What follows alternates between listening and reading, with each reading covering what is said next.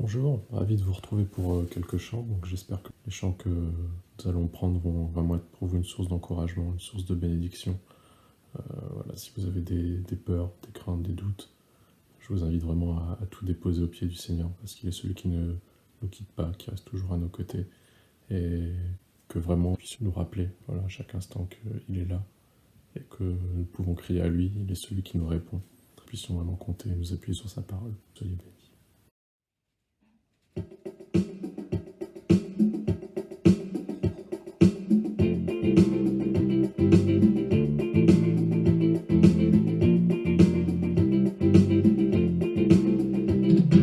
Je veux me réjouir dans le Dieu de mon salut, en Jésus mon roi.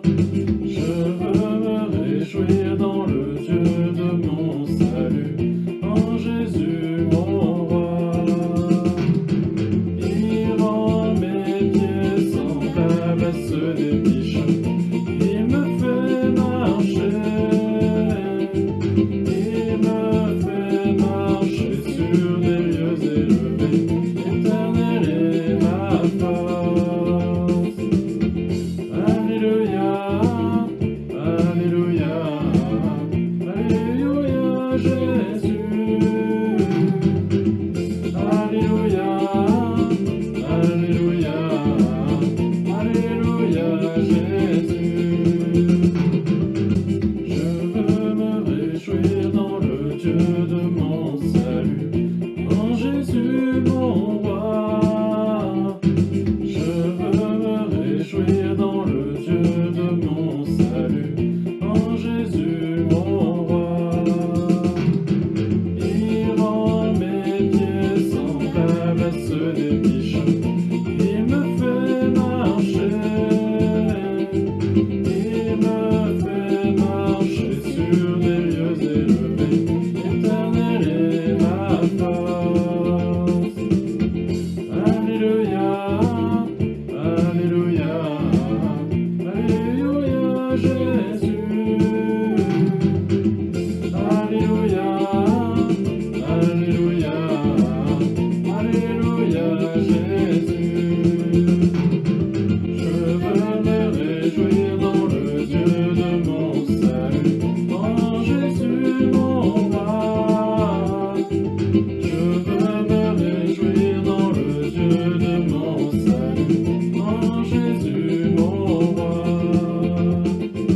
Il rend mes pieds semblables à ceux des biches, il me fait marcher.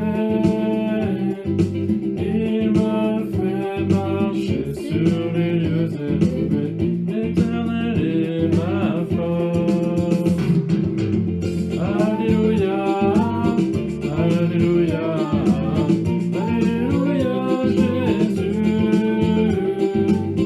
Alléluia, Alléluia, Alléluia Jésus.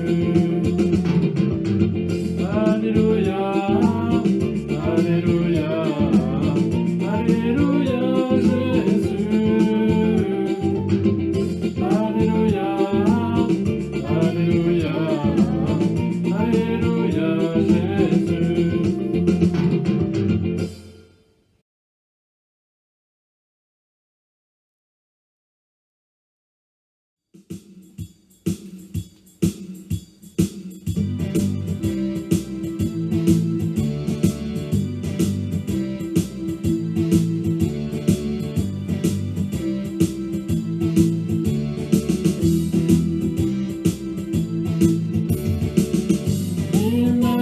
Il m'a tant donné, je choisis de suivre celui qui me fait vivre. Je ne reste pas seul dans la nuit, je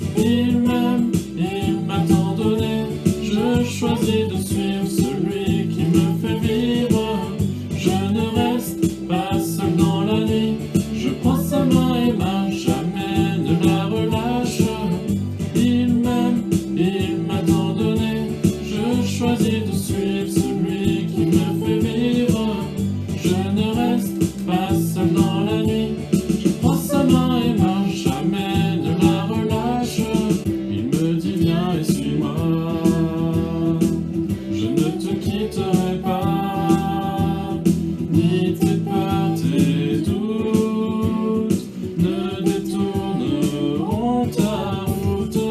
Je connais le fond de toi, car je vois bien au-delà, jusqu'au bout des jours.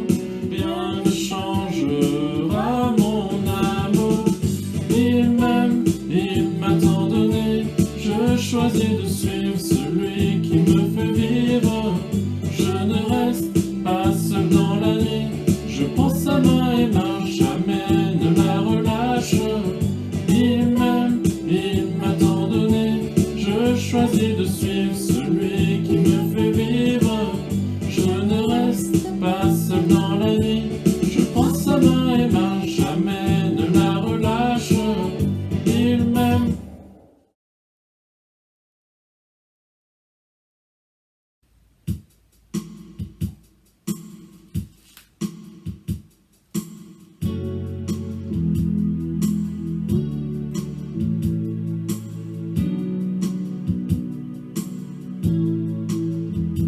Comme soupire une biche après l'eau d'un ruisseau, moi aussi, ô Seigneur, je soupire après toi. J'ai soif de toi, mon Dieu, d'être là devant toi, de venir dans ton temple, me présenter à toi, pour qu'enfin me reviennent les souvenirs d'antan, où heureux je courais vers ta maison. Je voudrais retrouver cet amour et ce feu, encore une fois brûler, être fou amoureux de toi, attaché à tes pas, vibrer à ta parole et au son de ta voix, pour qu'enfin me reviennent les souvenirs d'antan, où heureux je courais vers ta maison. Je veux crier à toi, plutôt que de me plaindre. Je veux compter sur toi, te louer à nouveau. L'espérance et la joie seront dans ta présence. Je veux crier à toi, mon sauveur et mon Dieu. Montre-moi, ô Seigneur, chaque jour ta bonté, ta grandeur et ta grâce, et moi je chanterai celui qui de ma vie est maître, celui qui m'a choisi et qui me fait renaître, pour qu'enfin me reviennent les souvenirs d'antan, où heureux je courais vers ta maison. Je veux crier à toi, plutôt que de me plaindre. Je veux compter sur toi, te louer à nouveau. L'espérance et la joie seront dans ta présence. Je veux crier à toi, mon sauveur et mon Dieu. Je veux crier à toi, plutôt que de me plaindre. Je veux compter sur toi, te louer à nouveau. L'espérance et la joie seront dans ta présence. Je veux crier à toi, mon sauveur et mon Dieu. Mon sauveur et mon Dieu. Mon sauveur et mon Dieu.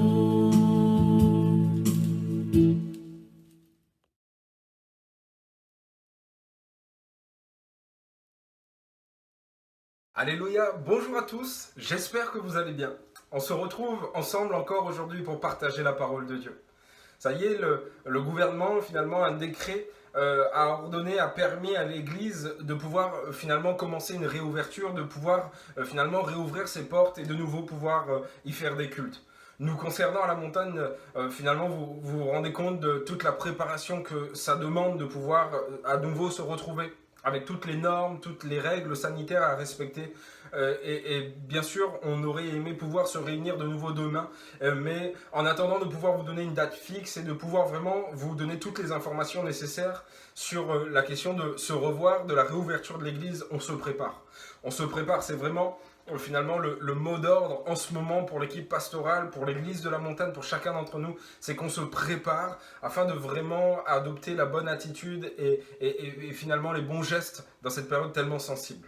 Mais en attendant, on va quand même partager ensemble la parole de Dieu. On va quand même laisser le Seigneur nous bénir. Je crois que Dieu nous a prouvé durant ces temps que nous venons de traverser qu'il est affranchi de toute barrière, de toute logistique humaine, de toute matérialisation parfois que nous pouvons faire de choses spirituelles. Je crois que Dieu agit par son esprit. Dieu agit par son esprit et bien sûr nous avons hâte de nous retrouver à l'église, dans l'église locale, dans le bâtiment dans lequel nous avons l'habitude de le faire. Mais que Dieu puisse inscrire vraiment dans nos cœurs cette leçon tellement importante des temps que nous avons vécus. C'est que là où nous sommes, il peut nous bénir. Là où nous sommes, il peut nous parler. Là où nous sommes, il peut nous faire du bien. Et là où nous sommes, surtout, il nous connaît. Il nous connaît. Aujourd'hui, j'aimerais partager avec vous cette pensée, finalement. Mais comment l'Église va-t-elle sortir de cette période de confinement qu'elle a vécue ? Ça y est, le monde est dans le déconfinement. Le monde se déconfine. Peut-être vous avez commencé à reprendre votre travail. Peut-être vous avez commencé à aller faire vos courses, à sortir, à faire énormément de choses. Vous vous êtes peut-être retrouvés en famille avec ceux que vous n'aviez pas vus depuis un certain temps. Mais l'Église, elle, n'avait pas encore eu la possibilité de se réunir. Et voici qu'on nous annonce que nous allons bientôt pouvoir nous retrouver. Mais comment ? Comment est-ce que nous allons nous retrouver ? Comment est-ce que nous allons nous retrouver ? Ça serait tellement dommage de nous retrouver de la même manière que nous nous sommes quittés. Comme si rien ne s'était passé. Comme si nous n'avions aucune leçon, aucun enseignement à retirer des temps que nous venons de vivre. Et c'est pourquoi aujourd'hui, j'ai simplement nommé le message, le partage d'aujourd'hui comme ceci, être ou paraître. Être ou paraître. Aujourd'hui, je crois qu'en sortant de ces temps où pour chacun, certainement, nous sommes retrouvés finalement face à nous-mêmes, mais aussi face à Dieu. Finalement, c'est comme si aujourd'hui, dans les temps que nous sommes en train de vivre, comment l'Église doit-elle sortir de cette période de confinement qu'elle a vécue ? C'est quelque chose de tellement inédit, de tellement prophétique aussi. Jamais dans l'histoire de l'Église, il était arrivé une telle situation. On a discuté avec des gens qui ont connu la Seconde Guerre mondiale. Ils n'ont jamais connu la situation que l'Église est en train de vivre aujourd'hui. C'est tellement inédit. Mais comment allons-nous sortir de ce temps inédit ? Eh bien, je crois que finalement, la réponse peut être tellement simple, tellement évidente et pourtant tellement difficile à vivre. Il s'agit finalement pour l'Église de sortir de ces temps en étant vrai, en étant authentique. C'est drôle de se dire qu'il y a un message qui circule actuellement pour tous. Il y a finalement ce conseil sanitaire, finalement ce décret tellement important à respecter, qui demande, qui conseille, qui recommande au plus grand nombre dans leur déplacement de porter un masque. Je crois que finalement, pour l'Église, sortir de ce moment va lui demander de faire tomber le masque. Vous savez, ce masque que parfois nous avons porté lorsque nous allions à l'Église, lorsque nous paraissions être vrais, être heureux, être finalement bénis, être comblés devant les autres pour tenir un certain regard, une certaine attitude, pour ne pas être parfois aussi jugé, critiqué. Vous savez, ce masque qu'on a porté parfois en servant le Seigneur, alors qu'on n'était pas d'accord, alors qu'on n'appréciait pas ce qu'on faisait, alors qu'on n'avait plus de saveur, alors que parfois on ne réalisait même plus que ce qu'on faisait c'était pour Dieu. Vous savez, ce masque qui parfois est porté tellement facilement par le peuple de Dieu, par les enfants de Dieu, celui de paraître un instant devant les gens tellement bien, tellement spirituel, tellement vivant, alors que finalement il n'y a rien, alors que finalement il n'y a plus rien. Parce que je crois que Dieu qui connaît son Église, qui connaît son peuple, je crois qu'il est celui qui un jour a fait une œuvre tellement puissante et tellement merveilleuse dans nos vies. Je crois que cette œuvre, il nous l'a rappelé durant ces temps de confinement. Je crois que Dieu est celui qui sait réveiller en nous un amour, une flamme qui va brûler, qui va consumer tout ce qui n'est pas à sa gloire, afin de pouvoir aussi réchauffer nos vies, réchauffer nos cœurs. Je crois que Dieu qui connaît nos vies parfaitement est celui qui, un jour, s'est révélé à nous de telle façon que nous étions vrais. Nous étions vrais devant Dieu. Et je crois que ça serait tellement bon pour le peuple de Dieu de sortir de ces temps en étant vrai. En étant vrai, en reconnaissant que peut-être nous étions attachés à des traditions, à des routines, à des créneaux. On allait à l'église parce qu'on savait que c'était à tel horaire. Peut-être que des fois on allait à l'église uniquement pour recevoir, uniquement pour demander de l'aide, uniquement pour finalement obtenir quelque chose, mais jamais pour offrir à Dieu notre être et notre vie tout entière. Je crois que l'Église devrait sortir de cette période que nous avons traversée, avec finalement cette authenticité. Reconnaître nos faiblesses, reconnaître nos limites. Comment voulons-nous voir finalement Dieu agir si nous prétendons pouvoir tout maîtriser et tout contrôler? Qu'est-ce que nous avons maîtrisé? Qu'est-ce que nous avons contrôlé de ces temps que nous avons traversés? Absolument rien. Et aujourd'hui, nous sommes de ceux qui, peut-être, je l'espère en tout cas, avons l'humilité de nous placer devant Dieu pour reconnaître que nous avons besoin devant lui d'être tels que nous sommes. Tels que nous sommes. J'aimerais lire avec vous une lettre que Dieu va écrire à une église, l'église de Sardes. Apocalypse, chapitre 3, on va lire du verset 1 au verset 6. Ça y est, l'heure du bilan a sonné pour l'église de Sardes, et ça y est, l'heure du bilan a sonné pour chacun d'entre nous qui allons sortir de cette période en tant qu'église, qui allons sortir du confinement. Quel bilan pouvons-nous finalement retirer et établir de cette période que nous avons vécue? Regardez le bilan que Dieu parfois fait de son Église. Apocalypse chapitre 3 verset 1 à 6, écrit à l'ange de l'Église de Sardes. Voici ce que dit celui qui a les 7 esprits de Dieu et les 7 étoiles. Je connais tes œuvres. Je sais que tu passes pour être vivant et tu es mort. Sois vigilant et affermis le reste qui est près de mourir, car je n'ai pas trouvé tes œuvres parfaites devant mon Dieu. Rappelle-toi donc comment tu as reçu et entendu, et garde, et repens-toi. Si tu ne veilles pas, je viendrai comme un voleur, et tu ne sauras pas à quelle heure je viendrai sur toi. Cependant, tu as à Sardes quelques hommes qui n'ont pas souillé leurs vêtements. Ils marcheront avec moi en vêtements blancs, parce qu'ils en sont dignes. Celui qui vaincra sera revêtu ainsi de vêtements blancs. Je n'effacerai point son nom du livre de vie, et je confesserai son nom devant mon Père et devant ses anges, que celui qui a des oreilles entende ce que l'Esprit dit aux églises. Amen. Alléluia. Alléluia. Oui, nous pouvons dire Amen à cette parole parce qu'elle est tellement puissante, c'est la parole de Dieu.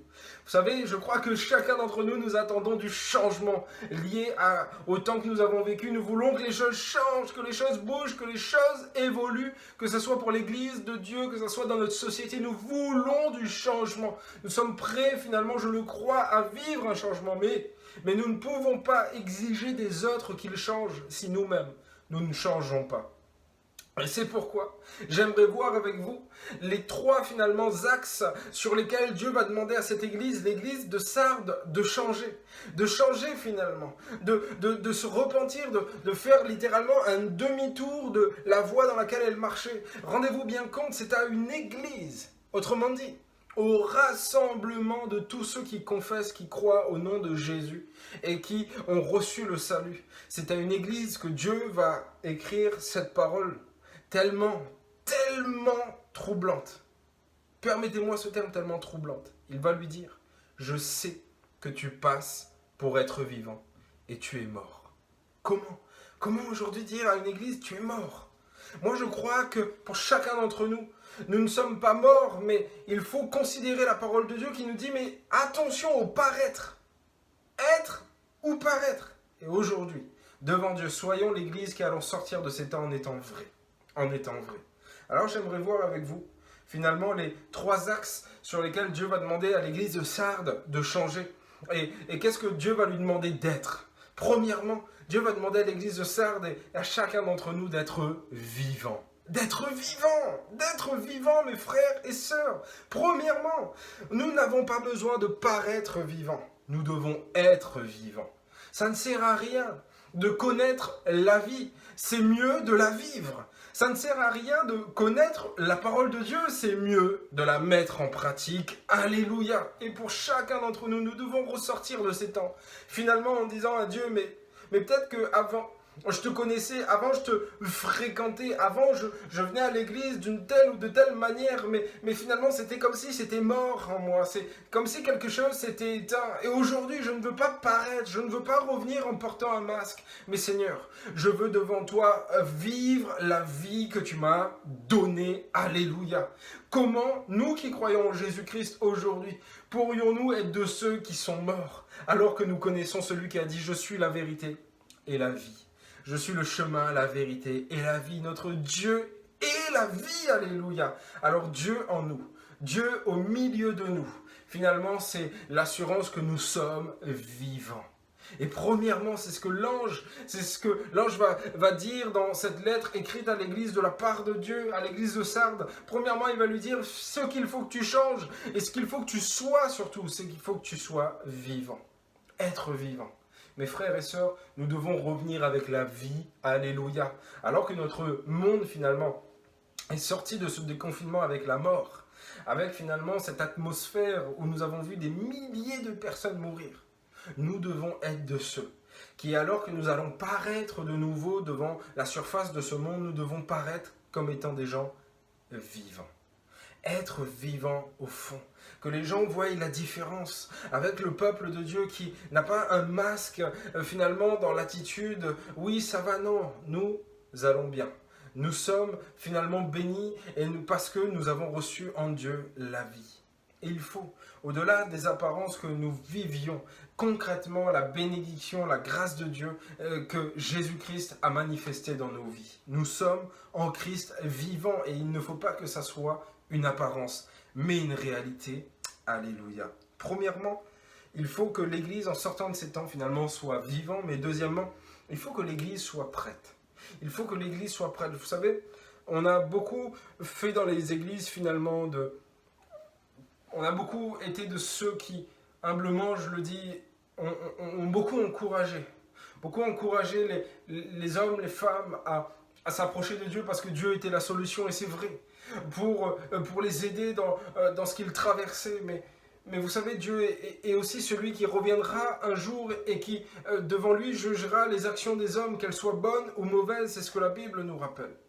Et finalement, que ces temps puissent aussi nous rappeler, avec tout ce que nous avons vécu, avec les catastrophes naturelles, avec cette épidémie, avec tout ce qui se passe, puissent nous rappeler aussi cette promesse que Jésus revient.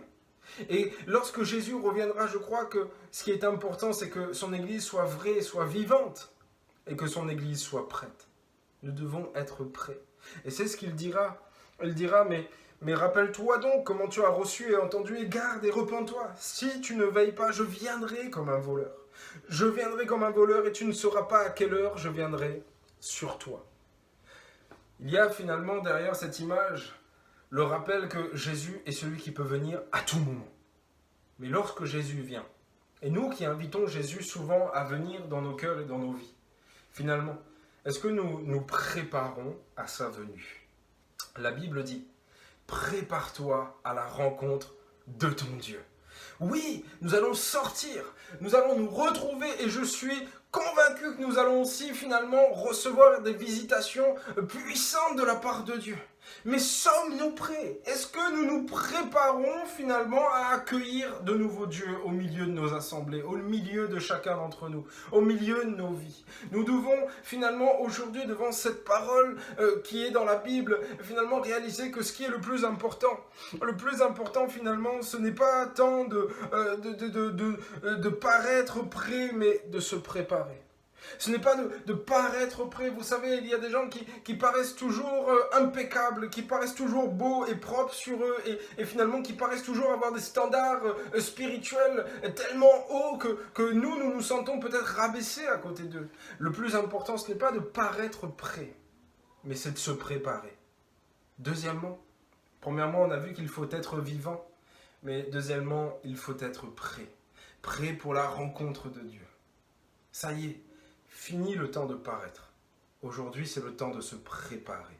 De se préparer un jour à nous tenir face à notre Dieu qui, nous l'avons lu dans ce texte, nous connaît parfaitement.